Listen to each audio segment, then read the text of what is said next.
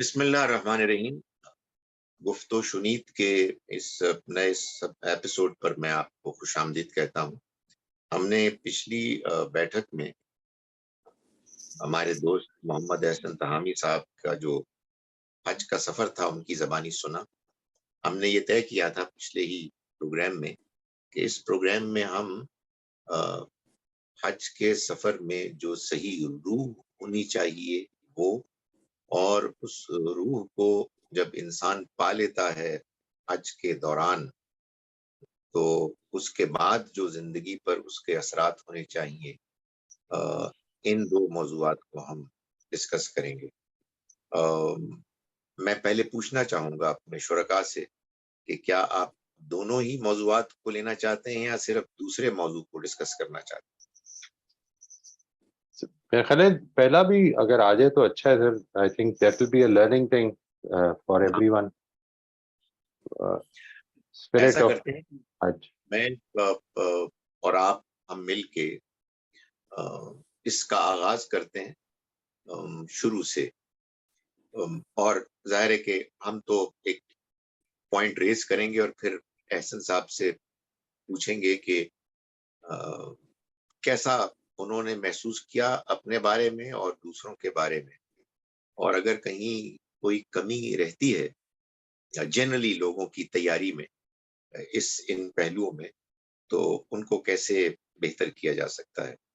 مجھے لگتا ہے کہ سب سے پہلا حج کا جو قدم ہوتا ہے وہ احرام ہوتا ہے. حالت احرام میں آنا ایک بڑی غیر معمولی چیز ہے. ظاہر ہے کہ خواتین کے معاملات ایسے ہوتے ہیں کہ وہ اس طرح کا لباس پہن نہیں سکتی، لیکن ان کے لیے بھی مردوں کے لباس میں ایک نشانی، ایک یاد دہانی ہے کہ دو انسلے کپڑے وہ پہنتے ہیں جو اس بات کی یاد دلاتے ہیں کہ انسان اب اس دنیا کو چھوڑ کر اللہ سے ملنے کے لیے جا رہا ہے، اگرچہ کہ ظاہر ہے کہ ایک روحانی طور پر وہ چیز سمبولکلی ہے. اور ایسے ہی دو کپڑے ہوتے ہیں کہ جو انسان کو موت کے بعد کفن کی صورت میں ملتے ہیں تو ایک بڑی مؤثر یاد دہانی ہوتی ہے. تو آپ اس میں کچھ ایڈ کرنا چاہیں معز، تو اس کے بعد پھر ہم احسن صاحب سے پوچھتے ہیں کہ آپ کا تو تازہ تجربہ ہے، کیا لوگ عام طور پر اس اسپرٹ کو جانتے ہیں؟ کچھ احساس نظر آتا ہے؟ میرے خیال میں تو میرا اس میں خود جو I don't have much experience about people، لیکن یہ جب یاد رہے تو وہ جو احرام پہننے کا ایکسپیرینس ہے وہ اصل میں کپڑے پہننے کا ایکسپیرینس رہتا نہیں. یعنی it is no longer an experience جو جب میرا اس کو یاد رکھتے ہوئے جب آدمی کرتا ہے. لیکن میرا خیال ہے احسن صاحب اس سے بہتر بتا سکتے ہیں because he got exposed very recently. لیکن I totally agree، اور میرا I don't think there's anything to add in that.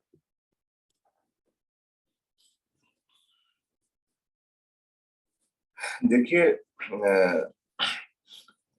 احرام باندھنے کے لیے جو پاکیزگی کی شرط ہے کہ آپ جو نہاتے ہیں، دھوتے ہیں، اپنے جو ہے بال صاف کرتے ہیں، اپنے آپ کو پریپیئر کرتے ہیں کہ آپ جو ہے اس کام کے لیے جا رہے ہیں. اور تو احساس تو ہونا شروع ہو جاتا ہے. یعنی جب آپ یہ نہانے دھونے پاکیزگی کے عمل کا وہ شروع کرتے ہیں تو یہ احساس تو انسان کے اندر جیسے وضو کرتے ہوئے آپ کو ہوتا ہے کہ آپ اپنے آپ کو پاک کر رہے ہیں اس حالت میں لے جانے کے لیے کہ آپ نماز پڑھیں. اسی طرح سے احرام باندھنے کے لیے بھی یہی کیفیت ہوتی ہے کہ آپ اپنے آپ کو پاکیزہ کرتے ہیں اور آپ تیار کرتے ہیں کہ آپ اللہ کے حضور جو ہے وہ حاضر ہونے کی ہیں. تو احساس تو بڑا قیمتی ہے. لیکن میں نے ایک دوسرا پہلو بھی ہے کہ لوگ بعض اوقات جو ہے نا وہ فقہی مشغافیوں میں زیادہ پڑ جاتے ہیں کہ یہ ایسے ہے، یہ ویسے ہے، یہ ہے، یہ وہ ہے. تو جو ہے اس میں الجھنے کی بجائے آپ اگر آپ اس پاکیزگی کے احساس کو اپنے اندر پیدا کرتے ہیں اور اس احساس کے ساتھ نکلتے ہیں تو یہ بڑا پاکیزہ احساس ہے، شروع ہو جاتی ہے بندے کی کیفیت بننا شروع ہو جاتی ہے، اس میں کوئی شک نہیں. میرا بڑی تو اہم احساس بات آپ نے کی کہ لوگ اصل میں، اور یہ بہت بڑی رکاوٹ ہے میں سمجھتا ہوں حج کے سارے سفر میں بالخصوص اور دین کے اور معاملات میں بھی بالعموم، کہ بحث فقہی اور قانونی شروع ہو جاتی ہے، اور اس کے بعد آدمی جو اصل روح اسپرٹ ہے اس پر غور کرنے کی فرصت ہی نہیں پاتا. یہ ایک بہت بڑا حجاب ہے. اور میرا یہ خیال ہے جب احسن صاحب بات کرے تھے تو مجھے خیال آ رہا تھا کہ شاید یہ برا آئیڈیا نہ ہو کہ جب احرام باندھا جائے اور لوگ ظاہر آس پاس اور بھی باندھ چکے ہوں تو ایک ہلکی سی گفتگو ہو جائے کہ دیکھیں ہم کتنے عظیم سفر کا آغاز کر رہے ہیں اور اس خاص احرام کے باندھنے میں اور اس لباس میں کیا حکمت ہے. اس سے بھی یاد دہانی ہو سکتی. ہاں، یاد دہانی تو کسی وقت بھی آپ کوئی بھی بات کرتے ہیں تو وہ کسی کے بارے میں آپ کہہ تو نہیں سکتے کہ وہ اس کے اندر کتنی اتر گئی ہے. بعض کا آپ بڑی بات کر رہے ہوتے ہیں، کسی کے اندر کچھ اثر ہی نہیں ہوتا، بعض کا آپ کہیں ذہن میں بھی نہیں ہوتا، دوسرا بندہ اس سے تاثیر لے جاتا ہے. یہ تو ڈیپینڈ کرتا ہے، لیکن کرنی چاہیے بات. اس طرح کی بات میں نے بھی ہلکی پھلکی جو ہے اپنے جو تھے ہم سفر ان کے ساتھ اس طرح کی باتیں کرتا رہا وقتاً فوقتاً، لیکن وہ اس کا اچھا اثر بھی تھا. لیکن وہ زیادہ فقہی موشگافیوں اور اس طرح کی چیزوں کو کہ یہ حنفیوں کے ہاں یہ صحیح ہے کہ نہیں ہے، یہ فلاں کیا ایسے ہے کہ نہیں ہے، اس طرح کی چیزوں پہ وہ زیادہ توجہ ہوتی تھی. تو میں ان کو کہتا تھا اس میں کوئی حرج نہیں ہے، تو وہ ان کو یہ بھی عجیب سا لگتا تھا کہ یار یہ بندہ کیا بات کر رہا ہے. یہ بات نہیں کہہ رہے ہیں آپ. مجھے اگر اجازت دیں معز آپ تو میں گزارش کروں کہ ایک تو میں نے گزارش کی نا کہ یہ جو ہمارے ہاں فقہی وہ ہیں شرائط پابندیاں ان پر زیادہ زور ہوتا ہے. دوسرا اسی سے ملتی جلتی ایک چیز ہوتی ہے جو شاید سبھی میں ہوتی ہے، اگر ہم میں ہے تو ہم آپ کو اس کو دور رکھیں، کہ میں نے یہ دیکھا ہے کہ لوگ طے کر کے آئے ہوتے ہیں کہ ہم اصل میں ان کے ماننے والے ہیں، ہم ان کے فالوورز ہیں، ہم ان کے سننے والے ہیں. تو یہ جو احسن صاحب بات کریں یہ پتہ نہیں کون ہے. یعنی ہمارا جو رویہ ہونا چاہیے وہ یہ ہے کہ یار جہاں سے بھی ہم کو حکمت اللہ کے قریب لانے کی کوئی بات معلوم ہو ہم اس کو دھیان سے سنیں. یہ ہمارے ہاں بالعموم بہت لیک کرتی ہے چیز، اور اس کے بارے میں میرا خیال ہے کہ ہمیں توجہ دلانی چاہیے کہ تو ہمیں میرا خیال ہے تمام یہ ایک ایسا I'm sorry. I think یہ ٹاپک اتنا امپورٹنٹ ہے کہ اس لیے کیونکہ یہ حج پہ بہت زیادہ نمایاں ہو جاتا ہے. آپ اس کو اگر وضو یا نماز یا رکوع یا سجود میں بھی دیکھیں تو یہ ٹاپک اصل میں ہمارا جنرل ایٹیٹیوڈ شو کر رہا ہے کہ ہم مذہب سے ہمارا تعلق اصل میں اس کے ایکشنز کو ٹھیک کرنے میں ہے، جبکہ جو اصل دین ہے جدھر سے یہ ایکشنز پھوٹنے چاہیے اس سے ہم کو بہت زیادہ ریلیٹڈ ہی نہیں ہے. تو آئی تھنک یہ تو ایک اتنا امپورٹنٹ ٹاپک ہے کہ جس کے اوپر ایک مستقل ایک یا ایک سے زیادہ پروگرام کرنے کی شاید ضرورت ہو. بالکل صحیح بات. میں اگر آپ مجھے اجازت دیں تو آگے بڑھوں، اور جو مجھے لگتا ہے کہ احرام میں تو جیسا کہ احسن صاحب نے فرمایا کہ کچھ نہ کچھ چیز پیدا ہو جاتی ہے روح. یہ جو دوسری چیز شروع ہوتی ہے اس میں روح پیدا ہوتی ہے، لیکن میرا احساس یہ ہے کہ اس خاص آپ اس کو کہیں ریچول منسک شعیرہ کہیں، اس کو صحیح طرح سے عام طور پر ہم ریلیٹ نہیں کر پاتے، اور وہ ہے تلبیہ. لبیک اللہم لبیک، حاضر ہوں میں اے اللہ میں حاضر ہوں. اور پھر ظاہر ہے کہ وہ اس کی پوری جو کمپلیٹ سٹیٹمنٹ ہے. اس میں یہ لوگوں کو احساس نہیں ہے کہ یہ اصل میں کیا ہو رہا ہے. یہ بتانے کی ضرورت ہے سب کو، اپنے آپ کو بھی ریمائنڈ کرانے کی. اور میں سمجھتا ہوں اس سے اسپرٹ میں بہت بڑا فرق پڑ سکتا ہے کہ یہ سورہ حج کی آیت نمبر 27 میں اللہ تعالیٰ نے یہ جو بتایا ہے کہ ابراہیم علیہ السلام کو جب اللہ کا گھر انہوں نے اپنے بیٹے کے ساتھ بنا لیا تو اللہ تعالیٰ نے فرمایا کہ وَأَذِّن فِي النَّاسِ بِالْحَجِّ، کہ لوگوں میں حج کی منادی کر دو. یعنی میری طرف سے تم ابراہیم لوگوں کو انوائٹ کرو. اور آپ دیکھیں کتنی خوبصورت بات ہے کہ اب حاجی احرام کی حالت میں آ کر اللہ کے گھر کی طرف جا رہا ہے لبیک اللہم لبیک کہتے ہوئے. یعنی کہنے کا مقصد یہ ہے کہ اے خدایا تو نے اپنے بندے ابراہیم کے ذریعے سے مجھ کو انوائٹ کیا اور یہ توفیق دی کہ میں آؤں، میں حاضر ہوں، میں تیرے انویٹیشن پہ حاضر ہوں. تو یہ اسپرٹ جو ہے نا، یہ بڑی غیر معمولی اسپرٹ ہے. اگر یہ اس کے کچھ لمحات بھی انسان کو میسر آ جائیں. لوگ اچھی اسپرٹ میں یہ پڑھ رہے ہوتے ہیں تلبیاں اونچی آواز میں، لیکن میرا نہیں خیال ہے کہ اس کا یہ جو ہسٹوریکل لنک ہے یہ ذہنوں میں ہوتا ہے. یہ ٹھیک ہے بات آپ کی، یہ ہسٹوریکل لنک بالکل ذہن میں نہیں ہوتا، لیکن اس میں زیادہ زور یہ ہوتا ہے کہ آپ کتنا بلند آواز سے پڑھ رہے ہیں، کتنا ریتم کے ساتھ پڑھ رہے ہیں. یہ جوش پیدا کرنے کے لیے تو بڑی اچھی چیز ہے، ایک خاص طرح کا جوش پیدا ہوتا ہے، لیکن اس کی جو اسپرٹ ہے وہ اس کے پیچھے میں آپ کے اندر نہیں جاتی. اصل میں میرا خیال ہے الفاظ کا بھی مسئلہ ہے کہ ہم بالکل حالانکہ یہ جو تلبیہ ہے اس میں کوئی زیادہ ترجمے کی کچھ ضرورت بھی نہیں، بہت کلیئر الفاظ ہے، بہت کلیئر الفاظ ہے جس میں کہ آپ ہماری زبان میں بھی کوئی ایشو نہیں ہے کہ ہم اس کو سمجھ نہیں پاتے. لیکن اس کا اظہار ہونا کہ لا شریک لک جو ہے یہ کیا ہے، اللہ کی وحدانیت کا اعلان کر رہے ہیں، ہم حاضری کا اعلان کر رہے ہیں.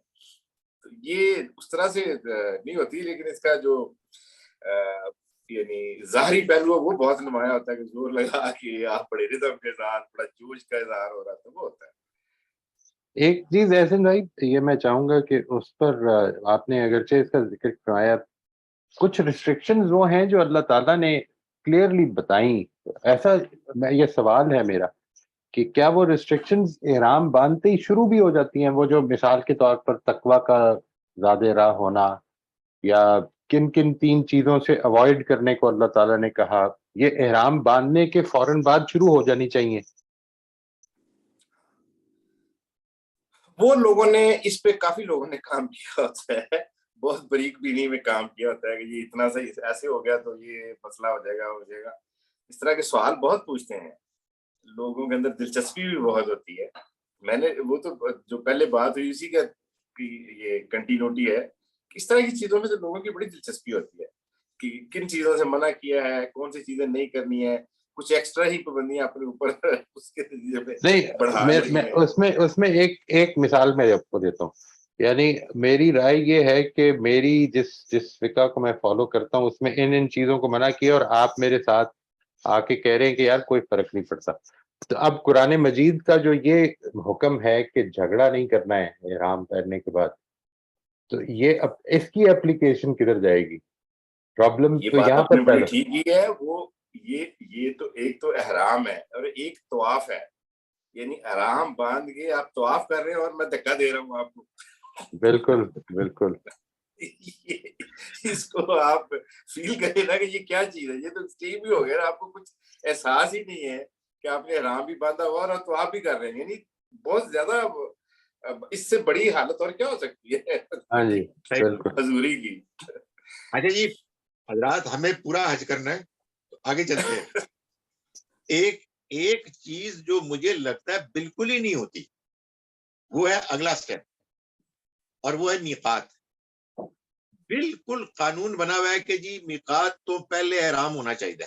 تو پاکستان سے جاتے ہوئے ہوائی جہاز میں میقات، مطلب ہوائی جہاز سے اتر کے ہو سکتا ہے نہیں ہو سکتا. یہ بات کہ میقات سے اب وہ جو اسپرچولی اس حج کے عمرے کے مقصد کے لیے خدا تعالیٰ کی کنگڈم کا آغاز ہو رہا ہے. ساری کائنات اس کی کنگڈم ہے. لیکن اس وقت اللہ کے گھر میں جانے کے لیے اس نے ہمیں سمبولکلی اس تجربے سے گزارنے کے لیے ایک حد بیان کر دی ہے جس سے کہ اس کی سلطنت کا آغاز ہو رہا ہے، اور ہم اس یونیفارم کے بغیر اس میں داخل نہیں ہو سکتے جو اس نے طے کیا. یہ احساس ہی نہیں ہوتا کہ اب وہ موقع آ گیا ہے، اینڈ ناؤ بی کیئرفل. تو میرا خیال ہے کہ یہ بھی بتانے کی ضرورت ہے کہ یہ میقات ہے. اب اس کے بعد اب آپ جا رہے ہیں اللہ کے پاس، اور اب دنیا ختم ہو گئی ہے، اب اللہ کی بادشاہت ہے جو شروع ہو گئی ہے. تو اس میں صحیح اسپرٹ میں رہیں. اس میں ایک اچھی جو ہے میں شیئر کرنا چاہوں گا کہ میں چونکہ عمان ایئر سے ٹریول کیا تھا، تو مسقط میں ہم نے احرام باندھے تھے. تو ہمارا جو گروپ تھا اس میں تو 40 کے قریب لوگ تھے، 40-41 لوگ تھے. باقی لوگ جو ہیں وہ عمان سے جا رہے تھے حج کے لیے.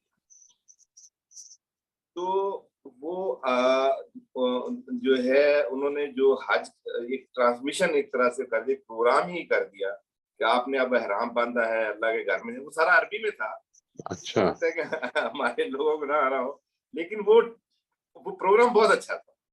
یعنی وہ آپ کو مینٹلی پریپیئر کر رہا ہے کہ اب آپ نے احرام باندھ لیا ہے، اب ہم اللہ کی حج کے لیے جا رہے ہیں، ان چیزوں کا آپ نے خیال رکھنا ہے، ہماری یہ کیفیت ہونی چاہیے. تو وہ ایک عالم کے ساتھ ڈسکشن تھی.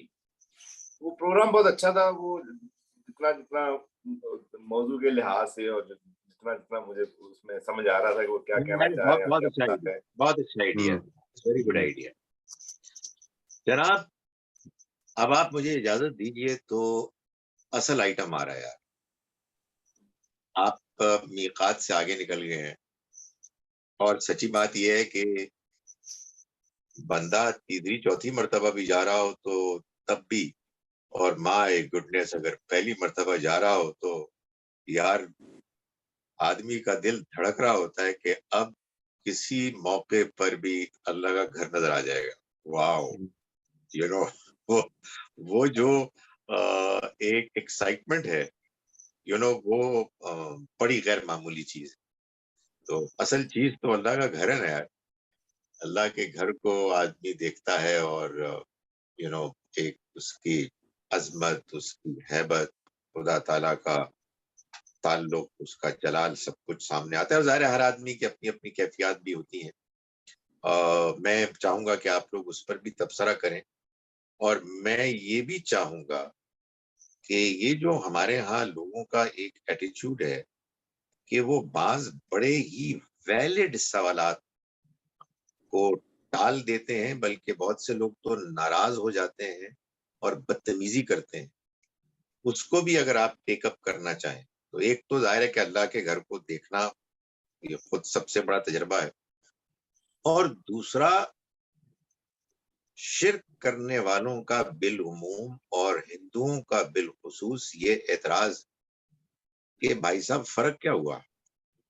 ہمیں تو آپ روکتے ہیں اینٹ گارے پتھر کی چیزوں کے آگے جھکنے سے، اور خود آپ کیا کر رہے ہیں؟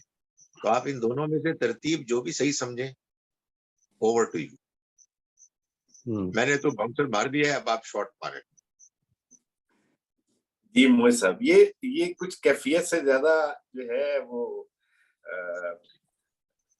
نہیں، میرا خیال ہے وہ پہلا سوال پہلے لے لیں تو میں جواب میں ذرا پڑھ لوں اس کے بارے میں اتنی دیر میں. تو آپ کی کیفیت تازہ ہے جناب، آپ کچھ بتائیے. ہاں جی، کیفیت والی بات جو ہے، اور یہ کیفیت ظاہر ہے کہ آپ کی بیک گراؤنڈ سے بھی ریلیٹڈ ہے، یا یہ کوئی ایک یونیورسل چیز ہے آپ کے خیال میں؟ اصل میں یہ میرا ایک سوال ہے. خالد صاحب نے جو بات کہی وہ بڑی ٹھیک ہے کہ جب پہلی دفعہ جب آپ جاتے ہیں تو آپ کا اشتیاق بالکل اور ہوتا ہے، بہت ہی غیر معمولی ہوتا ہے. آپ کے اندر بےتابی بھی ہوتی ہے، اشتیاق ہوتا ہے، آپ بےتاب ہوتے ہیں. تو اس میں جب آپ دیکھتے ہیں تو واقعی میرا پہلا جو احساس تھا کہ آنکھیں خیرہ ہو جاتی ہیں، آپ ہیبت آپ کے اوپر ہوتی ہے، آپ کھڑے دیکھتے رہتے ہیں بڑی دیر تک. مجھے یاد ہے پچھلی دفعہ کا کہ وہ بڑی دیر تک جب آپ باب عبدالعزیز سے انٹر ہوئے تھے تو خانہ کعبہ جہاں سے شروع میں نظر آنا شروع ہو جاتا ہے تو آپ اس کو جو ہے وہ رکے رہتے ہیں اور دیکھتے ہیں، پھر آہستہ آہستہ اس کی طرف آگے بڑھتے ہیں. تو وہ منظر ابھی بھی میرے ذہن میں 2003 میں نے عمرہ کیا تھا اسی طرح سے مستحضر ہے. اب جو ہے وہ اس طرح والی کیفیت نہیں تھی جو پہلی دفعہ کی کیفیت ہوتی ہے. اور شاید پہلے بھی گفتگو میں نے بتایا تھا کہ وہ پہلی دفعہ جب دیکھا تھا تو ایک اس کا ایک پورا امیج بنا ہوا تھا کہ وہ جو ہے کیا میں نے دیکھا تھا، ایک تصور آپ کے ذہن میں بیٹھا ہوتا ہے نا. وہ جب آپ نماز پڑھتے ہیں تب بھی آپ کے ذہن میں ہوتا ہے کہ یہ خانہ کعبہ آپ نے دیکھا تھا تو وہ آپ اس کو تصور میں لاتے ہیں. اس دفعہ جب وہ گیا تو وہ مجھے دیکھنے میں جو ہے وہ چھوٹا لگا اور وہ سفید پٹی جو لگی ہوئی تھی وہ بالکل ہی جو ہے نا عجیب سی لگی. تو یہ میرا خیال ہے تصور کا بھی مسئلہ تھا. ظاہر ہے جو اس حالت آج کے دن میں جو جس نے پہلی دفعہ دیکھا ہوگا ابھی جب گئے ہیں تو ان کو شاید اس طرح کا احساس نہ ہو جو میرے ساتھ تھا معاملہ. تو لیکن اور بڑی دیر تک میں جو ہے اس ذہنی طور پہ الجھا رہا کہ یہ میرے تصور کو کیا ہوا ہے، گڑبڑ ہوئی ہے، ہوا کیا ہے. تو وہ لگا ایک 2 دن لگے مجھے سمجھنے میں. پھر وہ آ گیا کہ اصل میں بات یہ ہے کہ اللہ کا گھر ہے، اس کو جو ہے اس کی جو کچھ بھی یہ انہوں نے کیا ہے تو بہتری کے لیے کیا ہے. اس میں جو شرک والا پہلو ہے وہ تو میرا خیال ہے کہ کافی حد تک اب کم ہو گیا ہے. وہ جو باؤنڈری بنا دی یعنی اب خانہ کعبہ کی دیوار کو آپ چھو نہیں سکتے. تو وہ باؤنڈری جو ہے وہ آپ کے اس آپ کہہ لیجئے کہ 4 فٹ یا 4.5 فٹ کے لیول کی ہے اور حتیم کی سائڈ پہ نہیں ہے، باقی سائڈوں پہ وہ ہے. حتیم کے ساتھ انہوں نے اس کو کی باؤنڈری کو ساتھ ہی کر لیا. تو آپ حجر اسود تک کو نہیں چھو سکتے، آپ رکن یمانی کو جو ہے نہیں چھو سکتے، آپ خانہ کعبہ کی دیوار کو ہاتھ نہیں لگا سکتے. یہ چیزیں تو اب اس طرح سے رہی نہیں. وہ جو ہمارے ہاں جو خاص طور پہ سب کنٹیننٹ سے جو لوگ جا کے جو کچھ کرتے تھے اس کا کوئی امکان نہیں رہا وہاں پہ. تو وہ پچھلے آپ کو یاد ہے 2003 میں آپ بھی تھے، اب دیکھتے تھے کہ لوگ کیا کچھ کرتے تھے. تو غلاف وہ کھا دیا جاتا تھا کہ وہ کوئی غلاف کو چھوئے نہ یا کاٹ نہ لے، کیونکہ ان کو پتا ہوتا ہے جو لوگ پہلے گئے ہوتے ہیں کہ انہوں نے غلاف کعبہ چینج کرنا تو کاٹ دیتے تھے، چھری کینچی لے کے گئے ہوتے تھے کاٹ کے واپس گھر لے آتے تھے تبرک کے طور پہ. تو انہوں نے اس سے پہلے انہوں نے اس کی جو ہے وہ غلاف کو اٹھا دیا جاتا تھا. اب غلاف کو اٹھایا بھی ہوا تھا، دیوار بھی بنی ہوئی تھی، تو کوئی امکان ہی نہیں تھا کہ کوئی اس طرح کا کوئی شرک کا کوئی اس طرح کا کوئی جو ہے ظاہری طور پہ وہ کر سکے. باقی اس کی دل کی معاملہ جو ہے اس کا تو کچھ نہیں کہا جا سکتا. وہ تو ابھی موئز صاحب ہی بتائیں گے شرک کے بارے میں، لیکن آپ کیفیت پر بھی تبصرہ کریں. جی نہیں، میں خالد صاحب کا سوال نہیں سمجھا، کیفیت پر کیا جی؟ میں آپ کو دونوں ہی امکانات دے دیے ہیں. اچھا اوکے، امتحان کے پرچے میں چوائس ہے، ٹھیک ہے. آپ دونوں کو بھی چھوڑ کے کہہ سکتے ہیں کہ جی اگلی بات کریں آپ. ٹھیک. میرا خیال ہے جی کہ جو وہ سوال تھا جس کے بارے میں while Ahsan صاحب was responding to the first question تو میں سوچ رہا تھا actually besides any joke I think جو میرے خیال میں میجر ڈفرنس ہے وہ یہ کہ مسلمانوں کو ڈیفائی کرنے کو نہیں کہا گیا. یعنی ایسا نہیں ہے کہ مسلمان ڈیفائی کرتا ہے کعبہ کو، یا ڈیفائی سے میری مراد یہ ہے کہ وہ اصل میں خدا کو اس کو خدا سمجھتا ہے. مثال کے طور پر یعنی یہ بات کہ جب میں کعبہ کی دیوار پکڑ لوں گا تو کعبہ میری بات سن لے گا. یہ مسلمانوں کا کانسیپٹ نہیں ہے، یعنی ہونا نہیں چاہیے، اگر ہے تو یہ کانسیپٹ غلط ہے. یعنی کعبہ کوئی، یعنی یوں سمجھ لیں کہ کعبہ گر گیا، حتیم جس کو آج ہم کہتے ہیں وہ کعبہ کا حصہ ہے، اور جب کعبہ گر گیا تو اس کے بعد اس کی جب تعمیر ہوئی ہے تو نہیں پورے پیسے ہوئے، اور اس کو ہم نے اس طرح سے بنا دیا. the thing that یعنی if that جو بھی روایت ہے اگر وہ ٹھیک ہے. سوال یہ کہ ہم اسی طرح سے سیلاب میں کعبہ بہ گیا ایک موقع پر، یہ نبی صلی اللہ علیہ وسلم کی وصال کے، یہ رخصت ہونے کے بعد کی بات ہے، بنو امیہ کے دور میں خاص طور پہ. یعنی ہم کعبے کو کوئی ڈیفائی نہیں کرتے، ایسا نہیں ہے. سب سے پہلی جو اور موسٹ امپورٹنٹ بات، اور اگر کوئی کرتا ہے تو وہ غلط ہے، اس کو ٹھیک کرنا چاہیے. اور یہی وہ ایسپیکٹ ہے کہ ہم اصل میں کعبے کو خدا کا گھر سمجھتے ہیں، خدا نہیں سمجھتے. خدا کی عبادت کا گھر، اس نے جس گھر کو ریکمینڈ کیا ہے، پرسکرائب کیا ہے کہ اس کے لیے سفر کیا جائے، اور یہی وہ واحد گھر ہے کہ جس کے لیے سفر کرنا مسلمان جائز سمجھتا ہے، یعنی جس مقصد کے لیے، عبادت کی غرض سے. تو میرا خیال ہے کہ there is a lot of difference here، کہ جس میں اگر میں کسی چیز کو، کسی بھی چیز کو، وہ کریٹڈ ہو سکتی ہے، وہ درخت ہو سکتا ہے، اگر میں یہ سمجھتا ہوں کہ یہ میری حاجت روی کرے گا، دنیا اور آخرت میں میرے لیے فائدہ مند ہوگا، یہ پیڑ چاہے وہ نیچرل چیز ہی کیوں نہ ہو، تو وہ اصل میں یہ ڈیفائی کرنا ہے، اس کو خدا بنانا ہے. جبکہ میں اگر اس کو ایک سمبولک ریپرزنٹیشن کے طور پر یہ سمجھتا ہوں کہ یہ خدا نے مجھے حکم دیا ہے کہ میں اس کے گرد چکر لگاؤں گا، یا مثال کے طور پر اس کی تعظیم کروں گا جس حد تک اس نے کہا ہے، تو یہ ڈیفائی کرنا نہیں ہے، یہ خدا کے حکم کی ماننا ہے. بلکہ دیکھیے قرآن نبی صلی اللہ علیہ وسلم سے مجھے معلوم نہیں وہ روایت کس حد تک ٹھیک ہے کہ حج کے دن ہی انہوں نے یہ فرمایا تھا نا کہ مسلمان کی عزت، اس کی آبرو، اس کی جان، اس کا مال اس دن، اس جگہ، اور پتہ نہیں ایک تیسری چیز بھی تھی، وہ خالد صاحب مجھے یاد کرا دیں گے، کہ اس سے زیادہ محترم ہے. تو یوں سمجھ لیں کہ یہ ہماری وہ ریپرزنٹیشن ہے، صرف سمبولک ریپرزنٹیشن ہے. We don't defy that. یہ ہے جو فرق ہے میرا خیال ہے اس میں. ٹھیک، میں اگر آپ would you continue؟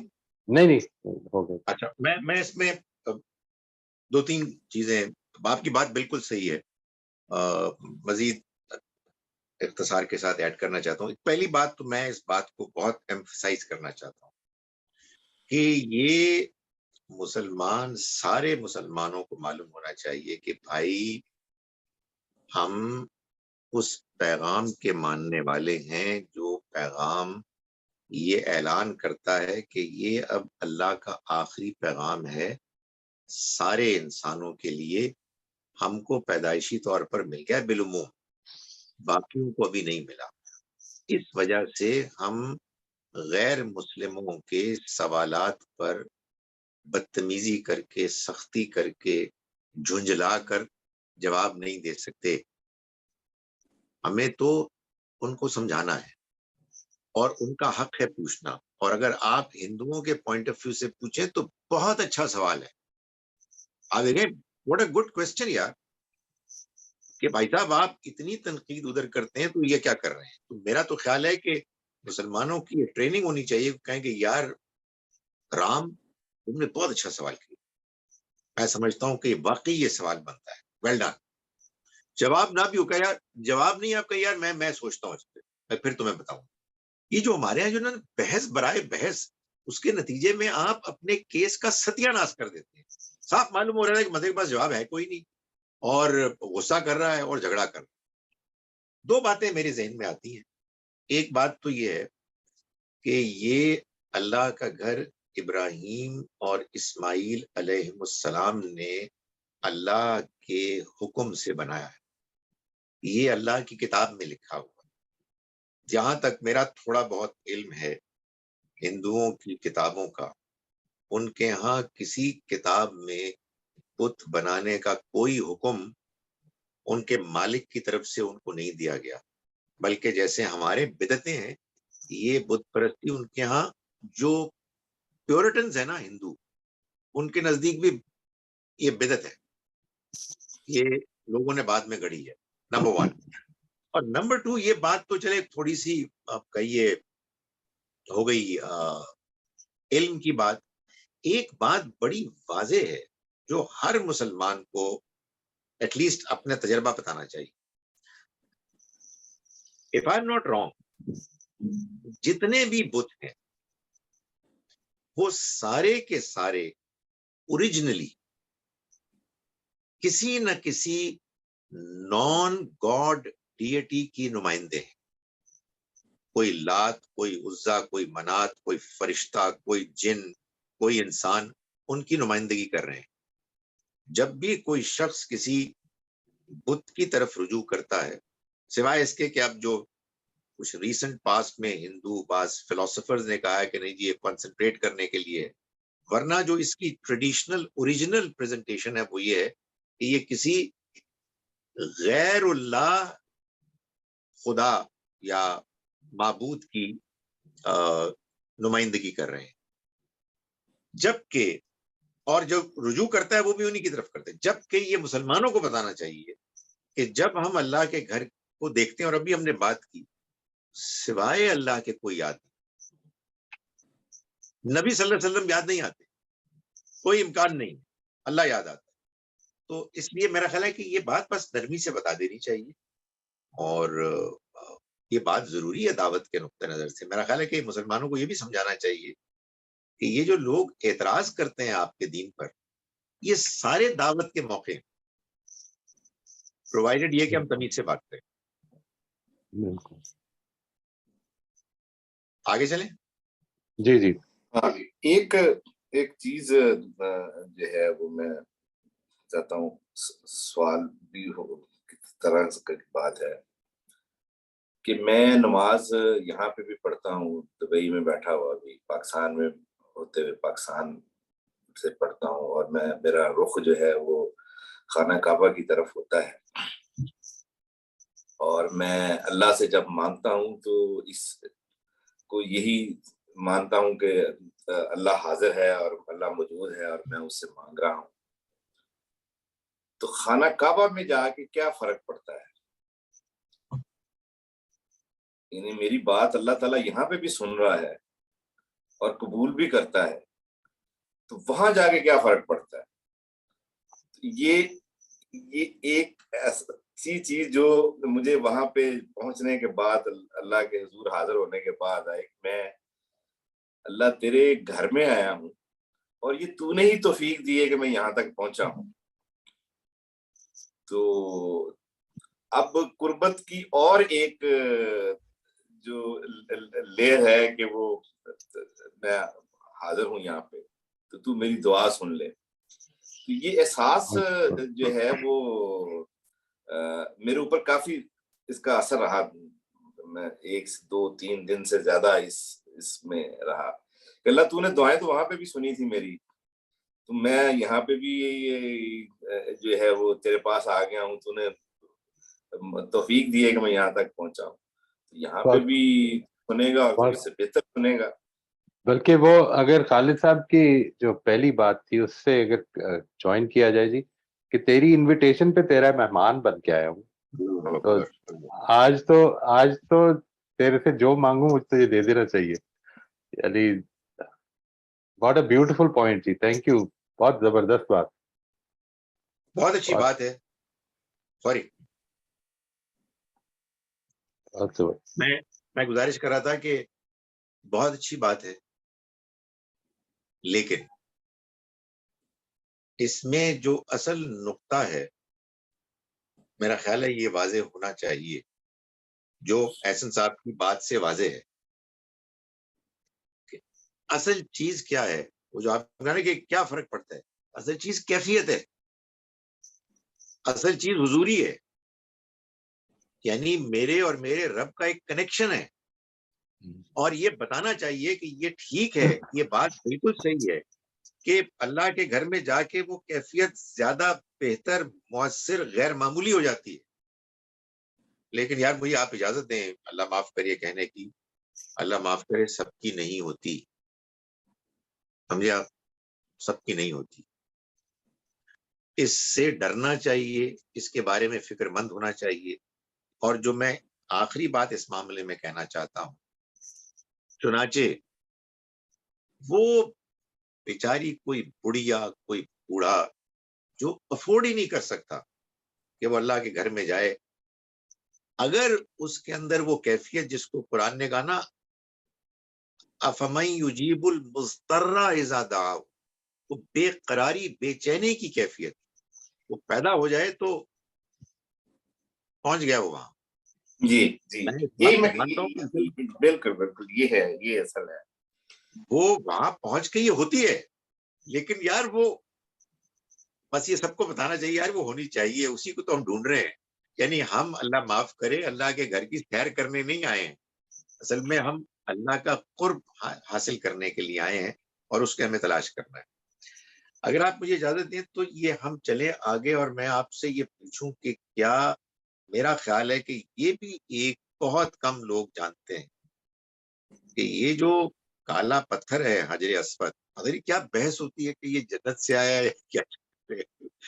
یہ سمبولیکلی اللہ کا دایاں ہاتھ ہے، یمین اللہ، جس کو چوم کر یا اس کی طرف اشارہ کر کے اصل میں ہم اللہ کے ہاتھ پر اپنی غلامی، اپنے عبد ہونے کی اور اس کے فرما بردار ہونے کی بیعت کرتے ہیں، اور اس کو دہراتے ہیں اپنے عہد کو، وفام بعہدک. میرا نہیں خیال کہ لوگوں کو شاید اس کا علم بھی ہے. یہ ٹھیک ہے بات آپ، یہ یعنی وہ حجر اسود وہ استلام جو کرنا ہے آپ نے، آپ وہاں سے آپ تو آپ شروع کرتے ہیں اور ہر پھیرے میں آپ وہاں سے ختم ہوتا ہے اور پھر اگلا شروع ہوتا ہے، آپ اس کو کرتے ہیں. تو ایک تو حجر اسود کی جو ہے وہ ایک سمبل ہے. مجھے ایسے آتا ہے کہ اصل میں مکہ جو شہر تھا وہ باب اسلام کی طرف تھا، جو صفا مروہ کے باہر والا سائڈ ہے، مکہ شہر اس طرف تھا زیادہ. تو خانہ کعبہ کی طرف اگر شہر کی طرف سے انٹرنس ہو تو وہی بنتی ہے باب اسلام. نبی صلی اللہ علیہ وسلم کے بارے میں بھی یہی ہے کہ آپ باب اسلام سے جو وہ انٹر ہوئے تھے فتح مکہ کے وقت غالباً، اور وہی گیٹ زیادہ بنتا تھا انٹرنس کے لیے، چونکہ مکہ شہر اس طرف تھا تو وہی انٹرنس کا بنتا تھا. اور اس میں صفا مروہ جو ہے سے آپ گزر کے تو جو ہے وہ آتے ہیں، اور اسی طرف ہی جو ہے وہ حجر اسود جو ہے جو جہاں پہ نصب ہے وہ بھی اسی ڈائریکشن ہے. تو یہ میرا خیال ہے کچھ ہسٹوریکل چیزیں بھی ہیں اس کے ساتھ، علامتی چیزیں بھی ہیں، اور حجر اسود کا جو ہے سمبل کے طور پہ بھی وہاں پہ ہے. تو اس کو بس اتنا ہی اس کے ساتھ رہنا چاہیے. باقی حضرت عمر والی بات ہے کہ حضرت اسود کے بارے میں جو بات کہی تھی تو کچھ بھی نہیں ہے. مجھے ایسا لگتا ہے کہ وہ بات ایک ضمنی بات تھی اور وہ مشہور ہو گئی، نہ جانے انہوں نے اور کیا کیا باتیں کی ہوں گی، لیکن یہ بات مشہور ہوگی.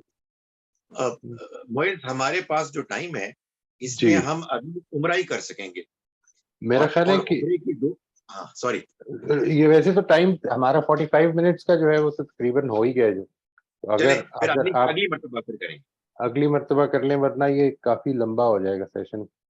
پہلے ادھر سے بھی کنٹینیو نیکسٹ ٹائم، اور وہ جو اگلی بات ہے اس کو ہم انشاءاللہ اس کے بعد لے لیتے ہیں. تھینک یو جی، بہت شکریہ. بہت شکریہ. السلام علیکم.